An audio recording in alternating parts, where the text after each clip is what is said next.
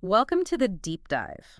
We take the sources you give us and really dig into them to pull out the most interesting, the most important bits for you. That's the idea. Today, we're tackling construction procurement.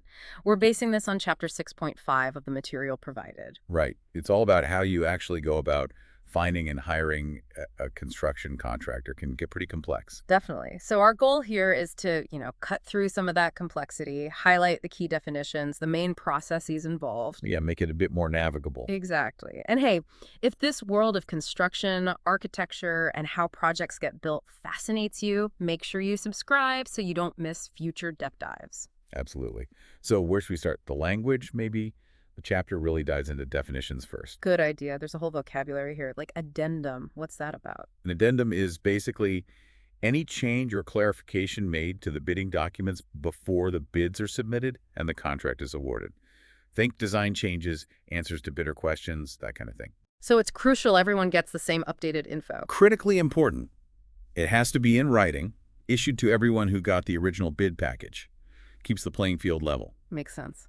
Then there's base bid. Sounds straightforward. It is usually. It's the contractor's main price for the core work described in the documents before you factor in any alternates or separate prices. Okay. And the source mentions bid versus tender.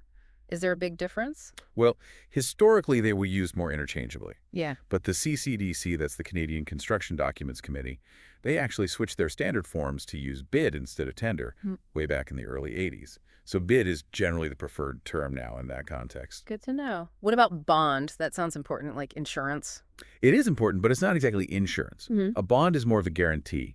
It's a three-party agreement between the owner, the contractor, and a third party, the surety company. Yeah, the surety is the company that guarantees the contractor will meet certain obligations, like finishing the job or paying subcontractors. It provides financial security for the owner if the contractor defaults. Okay, so different from a guarantee, which the chapter also defines. Right. A guarantee in this context usually needs to be in writing to be legally binding. Think product warranties, that sort of thing. A bond is a very specific type of guarantee involving that surety. Gotcha.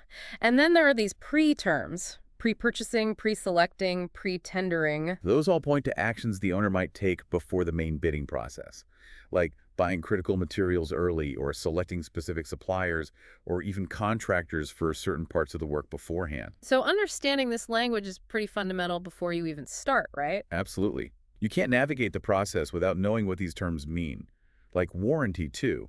That's the contractor's promise about the quality of their own work or materials, distinct from a surety bond. Okay, clear definitions are key. Now, the source mainly focuses on one specific method: design, bid, build. Let's unpack that. How does it typically work? It's probably the most traditional approach, really. The client hires an architect who, along with engineering consultants perhaps, designs the entire project first. All the drawings, specifications, everything is completed. So design first. Exactly. Then, once the design is basically done, the project is put out to bid, usually through a competitive tendering process. Contractors submit their prices based on those finished documents. And the winning contractor then manages all the actual construction and the trades. Precisely. They build what's been designed. It's a linear sequence. Design, then bid, then build. And it's worth noting what this chapter isn't covering in detail. Yeah, that's important context. It doesn't really delve into things like design build, where one entity handles both design and construction, or big public-private partnerships, P3s, or the newer integrated project delivery, IPD, models. It mentions construction management briefly, referencing another chapter, but that's different too. Right. Construction management involves the manager much earlier, often during design, providing input on cost and constructability. Design, bid, build keeps those phases more separate. Okay. So design, bid, build is the focus here. Now, something you mentioned earlier, the CCDC, this seems tied to a strong emphasis in the source on rules and transparency. Definitely. The chapter stresses how important it is to follow established procedures. It even cites a key text on Canadian bidding and tendering law. So there are real legal consequences if you don't follow the rules. Oh, absolutely. Canadian courts have established a framework Contract A, Contract B analysis that implies certain contractual obligations arise just from the bidding process itself. Deviating from the stated rules can lead to lawsuits from unsuccessful bidders. It's not just about picking the lowest price arbitrarily. Wow, okay, so it's not just good practice, it's legally mandated fairness. Largely, yes, and ethically too. The source points out that contractors put a lot of time and money into preparing bids. They deserve a fair shot based on the rules laid out. It builds trust. Right, you need that trust for the industry to function well. Yeah. Okay, so we know the terms, we know the main method is design, bid, build, and we know the rules are strict. What are the basic steps involved in actually doing this procurement? The chapter lays out a pretty logical sequence. Okay. First, there's planning. The client and architect figure out the strategy. Then, sometimes, pre-qualification screening potential bidders. Okay. Then conducting the actual tender or bid call. After that, evaluating the bids that come in. And finally, awarding the contract to the chosen bidder. Seems straightforward enough when you list it like that. Let's dig into the selection part. How do you actually choose the contractor? The source mentions three main ways. First, open competitive bids, public tender. Right. This is common for public projects using taxpayer money. Essentially, it's open to any qualified contractor to submit a bid. There's usually no pre-screening. So anyone can bid. How is the winner picked then? Typically, it's awarded to the lowest bidder, whose bid is fully compliant with all the requirements stated in the tender documents. And how do contractors find out about these? Through a notice of tender. It gets advertised and includes all the key info: project name, location, client, architect, size, type, when bids are due, where to get the documents, if bid security like a bond is needed, maybe a pre-bid meeting, schedule info, things like that. Okay. So open to all, usually lowest compliant price wins. Yeah. What's the second method? Invited bids. Invited competitive bids or an invited tender. This is different because the client doesn't open it up to everyone. They select a list of contractors to invite. Based on what? It could be based on past positive experiences with those contractors or through a more formal pre-qualification process.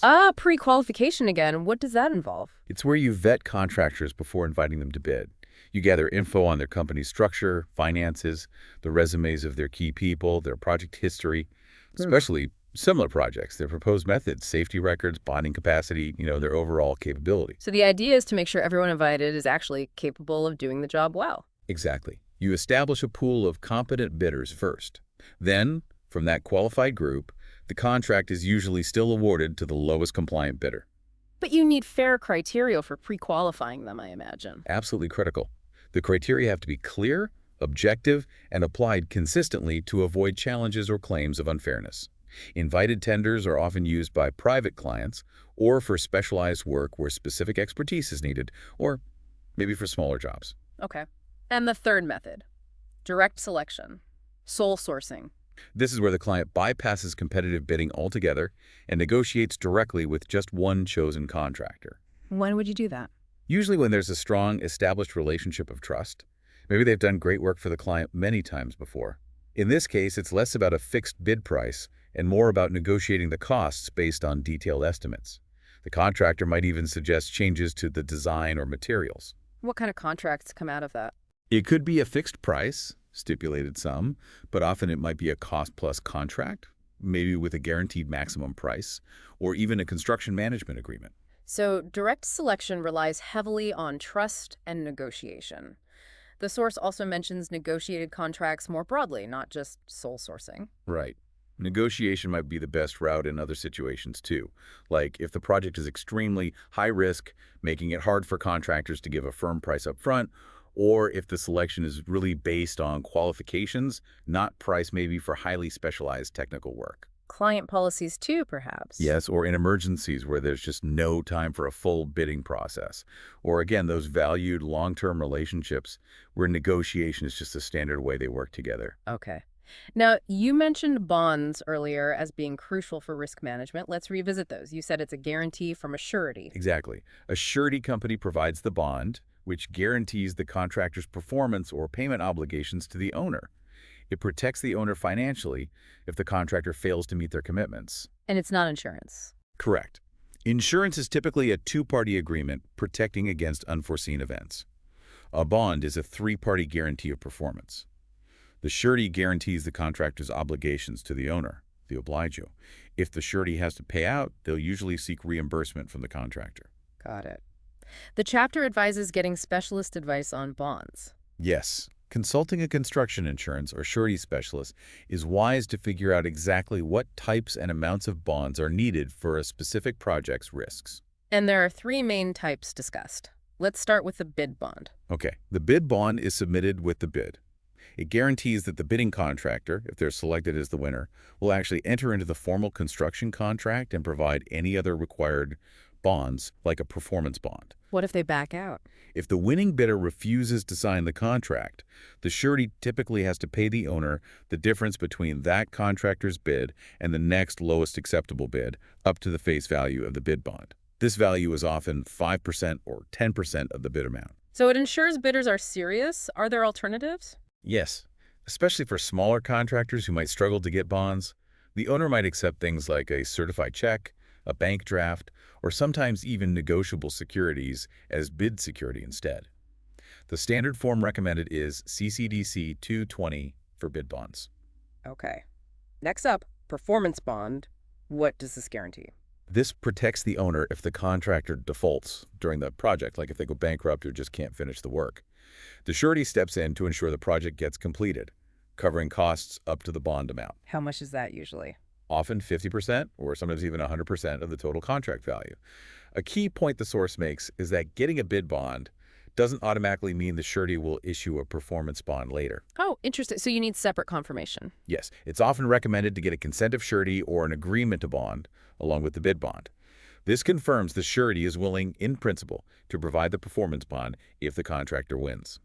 Also, importantly, performance bond typically doesn't cover unpaid bills to subcontractors or suppliers. That's where the next bond comes in. The standard form is CCDC 221. Right, the labor and material payment bond. Who does this protect? This one protects the subcontractors, sub-subcontractors, and suppliers who have direct contracts related to the project. It guarantees they'll get paid for the labor and materials they've supplied, even if the main contractor fails to pay them. So it protects the downstream parties. Exactly. It helps prevent liens against the project and ensures those essential contributors get compensated. The standard form is CCDC 222. Okay, those three bonds cover different risks. Now, let's say you're ready to actually call for bids. How do you prepare the bid package? The source points to an Appendix A for a full checklist, which is handy. The architect usually pulls this together. A big recommendation is to use standard documents like CCDC2 for the contract itself and CCDC23 as a guide for the whole bidding process. And it cautions against too many changes to standard forms. Yes, it strongly advises against using excessive supplementary general conditions. The idea is that the standard CCDC documents are well understood, balanced legal frameworks. Making too many custom changes can introduce ambiguity, potential conflicts, and undermine that balance. Keep modifications minimal and targeted. Makes sense. Stick to the standard where possible. Are there times you need special info in the package? Sure, things like unique insurance requirements, details about phased construction if work needs to start early, information about materials the owner has already bought, pre-purchased, or equipment the owner is supplying directly. Anything unusual needs to be clearly laid out. Clear communication again. Now there's a section on privilege clauses. This sounds like something that's changed over time. It really has. Owners used to commonly include clauses saying something like, the lowest or any tender will not necessarily be accepted. It was meant to give them flexibility. But that's not okay anymore. Not really, not in the same broad way. The Supreme Court of Canada, particularly in the Ron Engineering case back in 1981 and subsequent rulings, established that the tender call itself can create a preliminary contract, Contract A. This contract implies a duty of fairness on the owner to treat all bidders fairly and to only accept a compliant bid according to the rules they set out. So you can't just accept a non-compliant bid, even if it's cheap. Generally, no. Accepting a bid that doesn't meet the stated requirements is usually seen as breaching that duty of fairness to the other compliant bidders. Those old-style, wide-open privilege clauses are pretty much inappropriate now. So what should be in the instructions to bidders instead? Clear rules.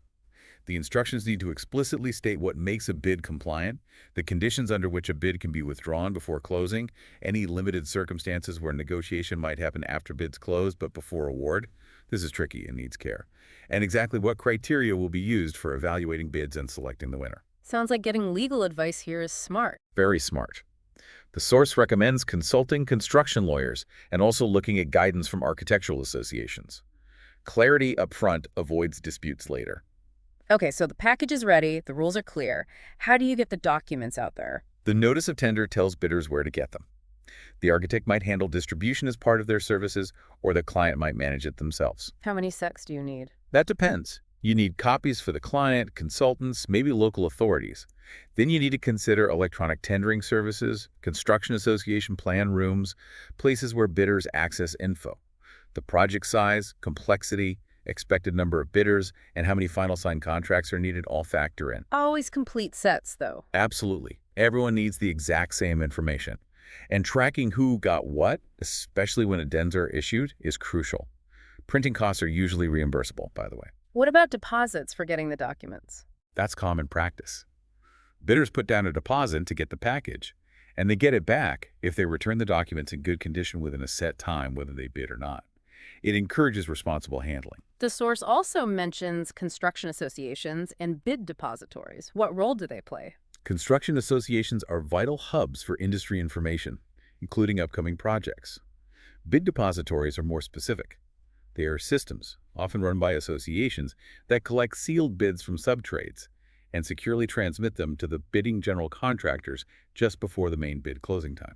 Ah, so it helps GCs get their subtrade prices organized. Exactly. It standardizes and streamlines that part of the process, especially for complex projects with many subtrades involved. Okay. We talked about addenda earlier, those changes before bid closing. Let's circle back. What triggers an addendum? All sorts of things. Maybe an omission or contradiction is found in the documents. Maybe bidders ask for clarification on something. Maybe an alternative product gets approved for use. Or the client simply changes their mind about some detail. And the golden rule is? Put it in writing, officially, as an addendum, and send it to everyone who has the bid documents. No verbal instructions or side deals. Who prepares it? Usually the architect. They modify the text or drawings as needed. Good practice is to number them sequentially, date them, clearly state what's changed, added, deleted, modified, and reference the specific drawing or spec section affected. Is there a deadline for issuing them? The recommendation is to issue the last addendum no later than 4 working days before the bid closing date. This gives bidders enough time to actually factor the changes into their price. What if you need to make a change later than that? Then you really should consider extending the bid closing date to give everyone adequate time. Rushing changes at the last minute isn't fair and can lead to errors. Makes sense. So let's talk about the bid period itself and the closing. How long should bidders get? It varies a lot. Depends on the project's size and complexity, how busy the market is. You need to give them enough time to understand the project, get subtrade prices, and put together a thoughtful, accurate bid. Too short a period leads to rushed bids or fewer bidders. Where should bids be submitted? The source advises against having multiple physical drop-off locations, as it can cause confusion. Electronic submissions are becoming much more common, and CCDC 23 has guidance on that. Any advice on when to close bids? Yeah, try to avoid Fridays or Mondays or days right next to holidays as people might be away. Mid to late afternoon closing times are often suggested, and be precise. Say, before 2:00 p.m., not at 2:00 p.m., to avoid disputes about the exact cutoff. How are bids received? They need to be time-stamped immediately upon arrival. Any bids that arrive even a minute after the official closing time should generally be returned unopened. Fairness and adherence to the deadline are key. What if, say, a huge snowstorm hits on closing day? If something major happens that affects most bidders' ability to submit, postponing the closing might be necessary. You'd issue an addendum to announce the new date and time. Okay. Bids are in, time's up. What happens at the opening? For public projects, it's often a public opening soon after closing. Usually, you only announce the names of the bidders, their base bid amounts, and whether the required bid security was included. You don't typically read out all the alternative prices or other details at that point. There's a form for this. Yes, the chapter mentions a summary of bids form in Chapter 6.8 to record this info systematically. What about that tricky situation where a bidder realizes right after closing that they made a huge mistake in their price? It's rare, but it happens. Legally, the bid might be binding, contract day. However, CCDC 23 suggests that if the owner is genuinely convinced a significant, obvious error was made, they probably shouldn't accept that bid or penalize the bidder, even if they technically could. It's a situation definitely calling for legal advice. And if only one bid comes in? The owner has options. They could try to negotiate with that single bidder, or they might decide to return the bid unopened and rethink their strategy. Maybe the project scope or budget needs revisiting, or perhaps they need to retender. Okay, bids are opened. Now the analysis begins. What's the architect's role here? If it's part of their agreed services, the architect assists the client in analyzing the bids.